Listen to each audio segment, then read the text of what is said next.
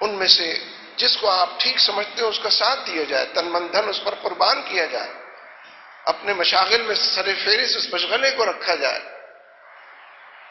اپنے معمولات کے اندر اس کو جگہ دی جائے، اپنے اوقات میں، قوتوں اور صلاحیتوں میں اس کے اندر اپنے آپ کو شامل کیا جائے. یہ تمام چیزیں مل کر بالآخر انسان کو مضبوط بناتی ہیں. میرے دوستو، بحیثیت قوم اور ملت اسلامیہ پاکستان کے ہم جن مراحل سے گزر رہے ہیں، یہ مراحل تو تقاضا کرتے ہیں کہ باقی تمام سرگرمیوں کو تج دے کر ایک ہی کام کیا جائے. یہ ملک اسلام کے نام پر وجود میں آیا تھا، کلمہ لا الہ الا اللہ کے لوگوں نے نعرے لگائے تھے. اس ملک کو سازشیوں نے گھیر لیا. اس ملک پر امریکہ کے ڈرون طیاروں کے حملے، اس ملک میں امریکی پالیسیوں نے ڈیرے ڈالے. ہم خاموش بیٹھے رہیں گے؟ مجھے نہیں لگتا اہل علم زیادہ اس پر بات کر سکتے ہیں کہ ہم خاموش بیٹھے رہیں گے تو ہماری نمازیں بھی بے اثر ہو جائیں گی، ہماری ذات کو بھی کوئی فائدہ نہیں پہنچائے گی، ہماری انفرادی نیکیاں بھی بے معنی ہو کر رہ جائیں.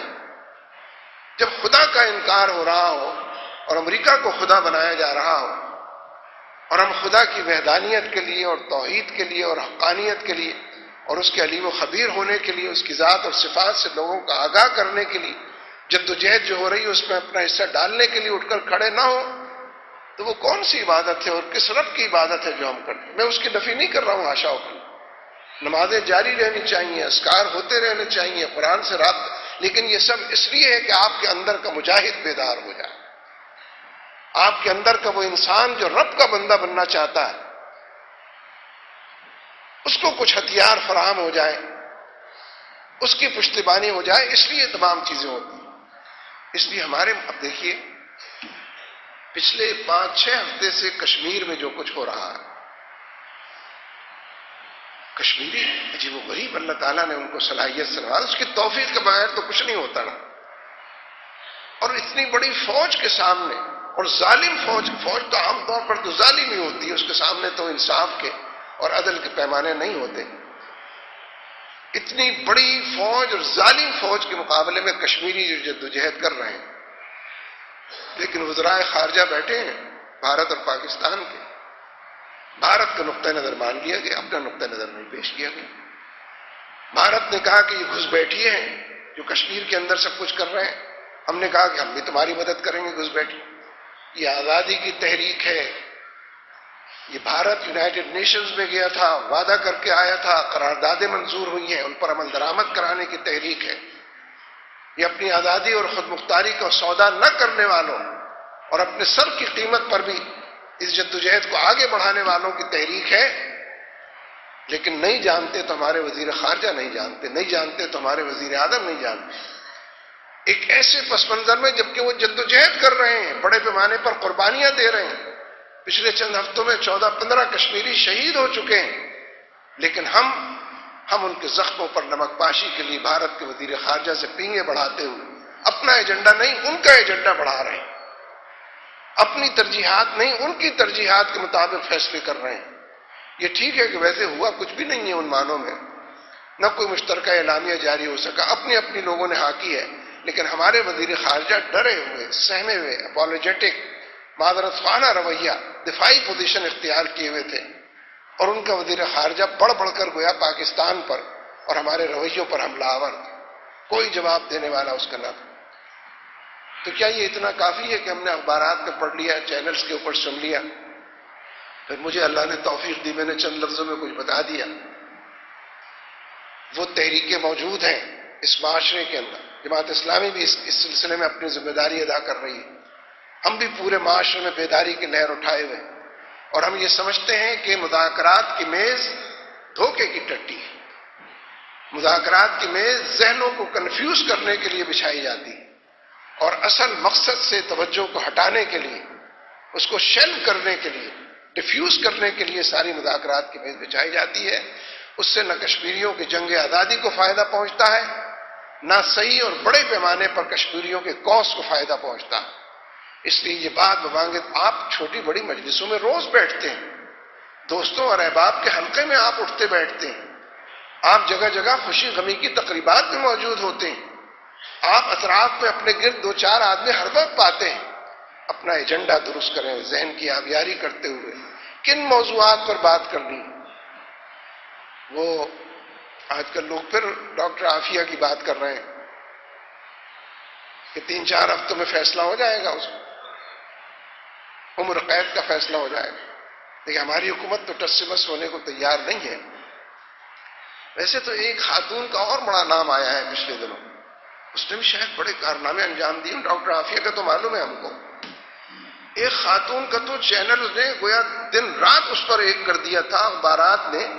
اس کا نام شاید ثانیہ مرزا تھا. اس کے کارنامے زیادہ ہیں شاید قوم کے لیے، اس کی خدمات شاید بہت زیادہ ہیں ملت اسلامیہ کے لیے. وہ شاید اسلام کی بڑی خادمہ تھی. پورے سارے چینل اس پر لگے ہوئے تھے، دن رات اسی کے اوپر تبصرے تھے، اسی کے حوالے سے ساری بات تھی. ہمارے میڈیا کو بھی، چاہے وہ پرنٹ میڈیا ہو یا الیکٹرانک میڈیا، اس کو بھی سوچنا چاہیے کہ عافیہ ایک پاکستانی، ایک مسلمان خاتون ہے، مظلوم خاتون، در بدر ٹھوکریں کھانے والی خاتون. اس نے اپنے ایمان کا سودا نہیں کیا، اس لیے وہ اس دلدل کے اندر دھکیلی گئی ہے. لہذا اس کے لیے بھی اٹھنے کی ضرورت ہے. جماعت اسلامی اس کے لیے بھی سرگرمیاں ہر جگہ کرتی ہے. کراچی میں بھی ابھی پھر ہم نے آل پارٹیز کانفرنس اس موضوع پر بلائی. اسلام آباد میں بھی اس موضوع پر ریلی ابھی ہم نے کی. لیکن میں تو آپ سے مسلسل یہ کہہ رہا ہوں کہ تلاش میں رہیں، یوم الحسرہ کے حوالے سے، یوم التغابن کے حوالے سے تلاش میں رہیں کہ یہ کیفیت نہ پیدا ہو، کسی محرومی کی طرف ہم نہ بڑھیں، کچھ کرنے اور کر گزرنے کے حوالے سے پہچانے جائیں.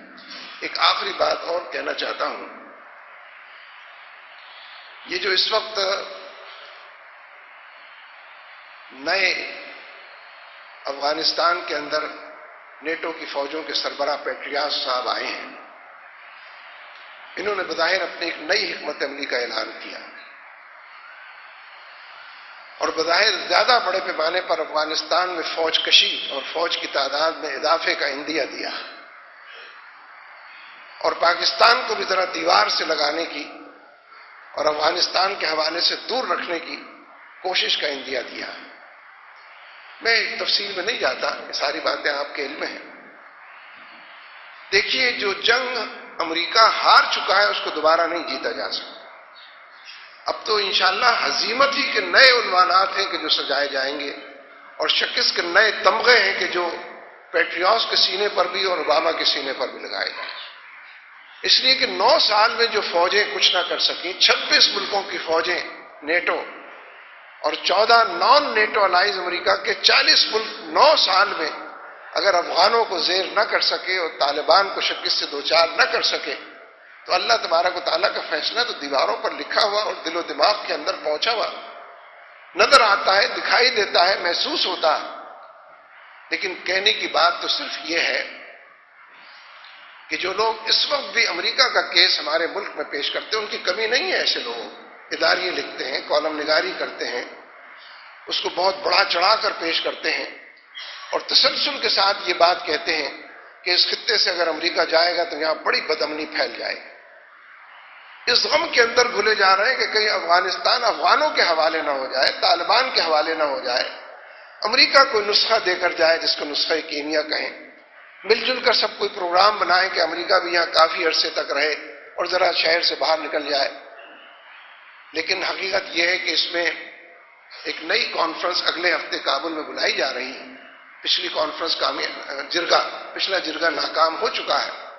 لیکن جو شرائط طالبان نے، گلبدین حکمتیار نے یا دوسرے لوگوں نے دی تھی، اس میں پہلی شرط یہ ہے کہ امریکہ کو اس خطے سے جانا چاہیے، اس کا ٹائم ٹیبل معلوم ہونا چاہیے، اس کی فوجوں کو ہر ظلم سے برات کا اعلان کرتے ہوئے یہاں سے نکلنا چاہیے اور ہمیں یہ یقین دلانے کے جو ذرائع ہو سکتے ہیں وہ اپنانے چاہیے. اس کے بعد تمہاری کوئی بات سنیں. یہ بالکل معقول بات ہے. یہ بات کہنا کہ پہلے کوئی نظام تو تشکیل پا جائے ورنہ یہاں پر خانہ جنگی ہوگی. وہ خانہ جنگی جو ہوگی وہ اس جنگ سے بہتر ہوگی جو اس وقت 9 سال سے لڑی جا رہی. اس میں نہ اتنے بے گناہ اور معصوم مریں گے جتنے اب مارے گئے ہیں. وہ خانہ جنگی اگر آپس میں ہوتی ہے، اگر بالفرض ہوتی ہے، تو اس درد کے اندر، اس غم کے اندر امریکہ اور اس کے حواریوں کو اور ان کے حامی لکھنے والوں کو نہیں گھلنا چاہیے.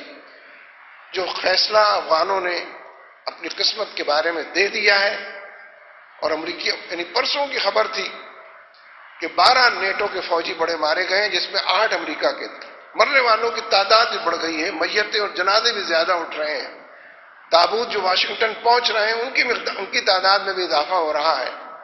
لیکن پیٹریاٹ صاحب شاید چاہتے ہیں کہ ذرا اس سے بڑی تعداد میں فوج در فوج یہ تابوت اٹھیں، واشنگٹن پہنچیں اور اپنی قسمت کا فیصلہ پھر وہ میدان جنگ کے اندر کھلی شکست سے کھائیں۔ یہ بھی ایک موضوع ایسا ہے کہ جو آپ کی گفتگو کا موضوع ہونا چاہیے۔ ڈیفیوز کرنے کے لیے اور کنفیوز کرنے کے لیے جو کچھ چھپ رہا ہے، پڑھیں آپ ضرور اس کو، لیکن اس میں سے بھی صحیح راستہ نکالنا چاہیے۔ اللہ تبارک و تعالی ہمارا حامی و ناصر ہو۔